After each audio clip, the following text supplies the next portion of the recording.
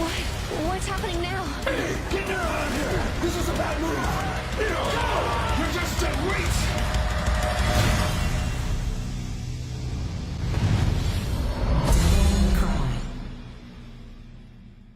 While many Kingdom Hearts fans lamented the fact that they had to wait nearly a decade for a satisfying conclusion to their beloved series, Devil May Cry fans were jumping up and down in the corner shouting, "What about us?"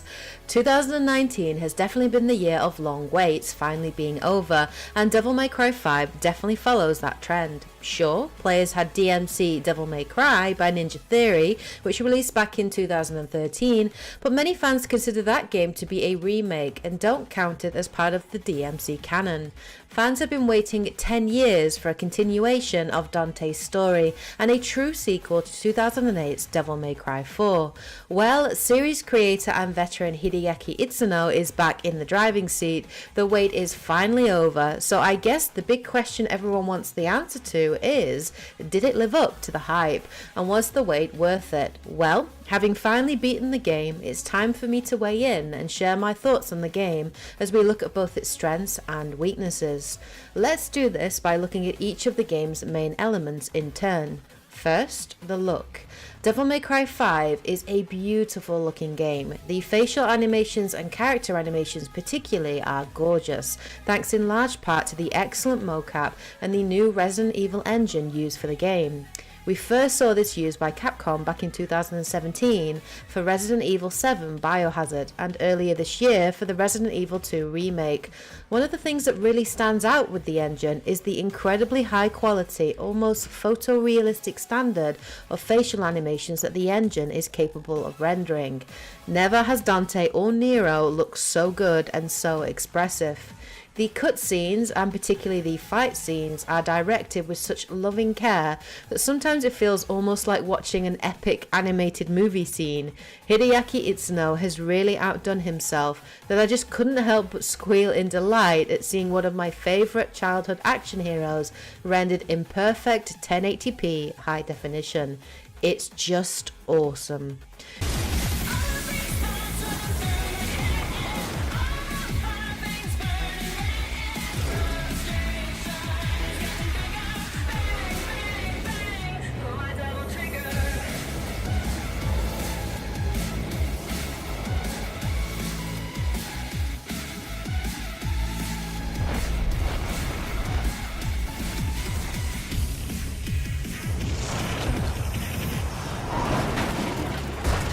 The boss designs and level designs also look beautiful. That being said, some of the level designs, particularly the cliff-off sections, seemed overly repetitive, windy, and a little boring. The transitions between fights and general world exploration could have had real potential. The level designs feel too last gen, for want of a better phrase.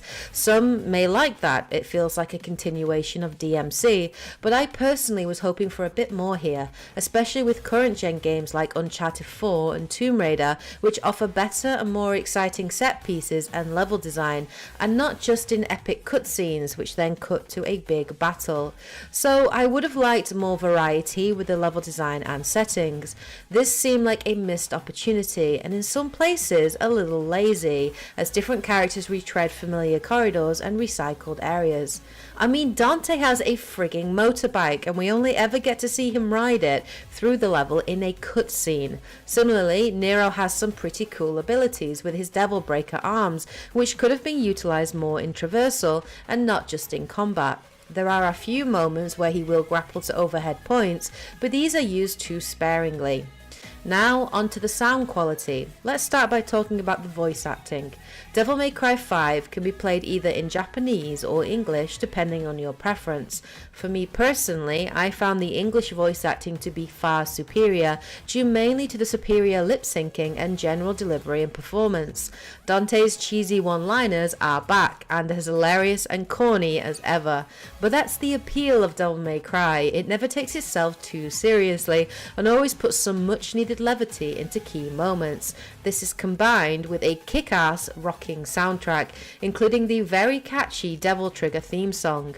The music does a great job of really ramping up the combat and adrenaline as you kick, punch, shoot and slash your way through hordes of demons as you progress through the main campaign, which you can complete in about 12 hours, give or take. Newcomers to the series will be wondering, do you need to play any of the previous games before jumping into Devil May Cry 5 to truly understand what's going on and who the main characters are? Well, honestly, no, not really. The game does a pretty good job of catching you up, with a story so far video in the game's menu screen, which you can watch before jumping right in. It sets up who the main characters are and their backstory quite nicely. The story of Devil May Cry 5 follows on from the end of Devil May Cry 4, which picks up about 5 years after the events of that game.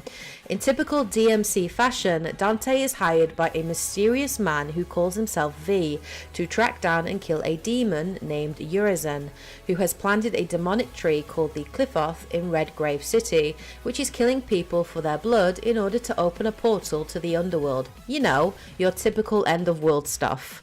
At the same time, Nero has set up his own demon hunting agency based out of a van adorned with a neon Devil May Cry sign, driven by wisecracking, cigarette-smoking engineer Nico.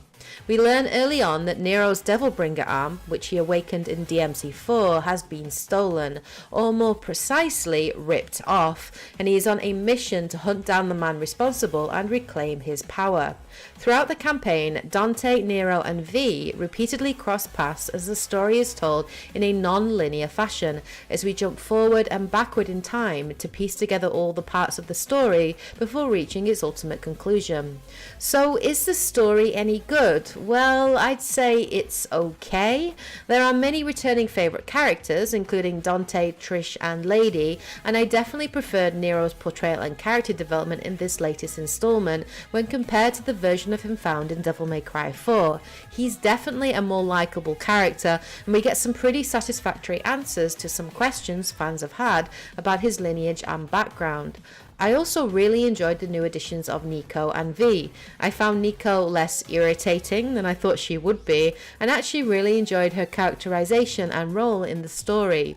V was as mysterious as I expected, although the ultimate reveal of who he wasn't as surprising as I thought it would be, and was all in all pretty obvious and a little underwhelming.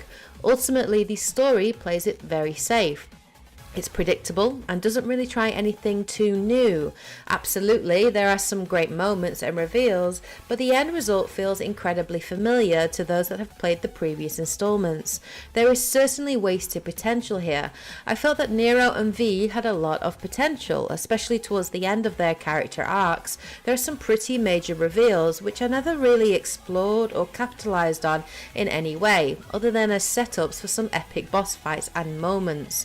Similarly, Trish and Lady play only a superficial role. They are there almost exclusively as damsels to be rescued and very obvious eye candy. For all intents and purposes, they're just throwaway characters who, once you rescue them, spend the rest of the game riding around in Nico's van. I would have liked to see more character development for Trish and Lady, and the end of the game certainly alludes to this, but it doesn't seem like we're going to get any new story expansions in the form of DLC, which makes me sad.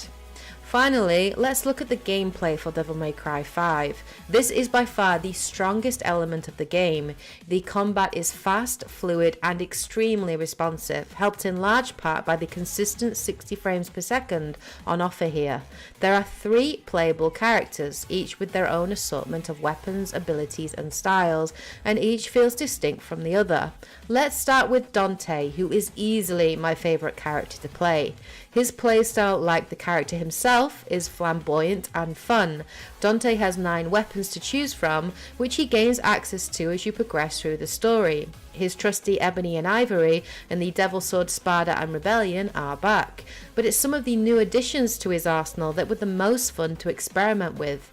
The breakdancing Balrog with its quick punches and kicks, and the Motorcycle Cavalier, which offers the ability to do wheelies into your enemies and cut them in half with massive chainsaw style wheels in particular, were my favourites. You can switch freely between weapons and fight styles. which changed up the way each weapon handles. Fighting as Dante feels as typically OP and as stylish as you would expect, and fights become more of a dance as you chain combos and keep your attacks varied and fluid as you try to rack up your stylish meter until you achieve that much coveted triple S rank. The only issue that I had with Dante was that we didn't get to play with him enough and don't actually get hands on with him until nearly 5 hours into the game. We then have Nero, who returns with his familiar sword Red Queen and handgun Blue Rose. He handles in some ways similarly to Dante, but somehow feels less refined and more unpredictable than the Devil Hunter himself. This is thanks in large part to his new Devil Breaker arms, which replace his stolen Devil Bringer. Each Devil Breaker is lovingly crafted by Nico, and each provides unique abilities and playstyles. Some do area of effect damage, others break guards, one controls time, and one you can ride like a flying skateboard, which you can ram into demons. There are 8 Devil Breaker arms in total. Each is distinct and fun to play, and encourage you to use and equip them strategically to gain an edge in battle. The only major issue I had with them was the baffling design choice to not allow you to switch between these freely as you can with Dante. To switch to the next Devil Breaker arm in your inventory, you had to break your current arm by overcharging it. This design choice was frustrating and made no sense to me. The final playable character is V. V handles very differently and provides a nice change of pace to the combat. V is a physically weaker character who instead uses familiars and summons to fight his enemies. He has his 2 familiars in the form of Shadow, a panther who specializes in melee attacks and combos, and the ranged attacker Griffin, a wise talking crow that reminds me heavily of Iago from Disney's Aladdin. Finally, V can summon a huge hulking monster called Nightmare to pummel and stomp demons into dust.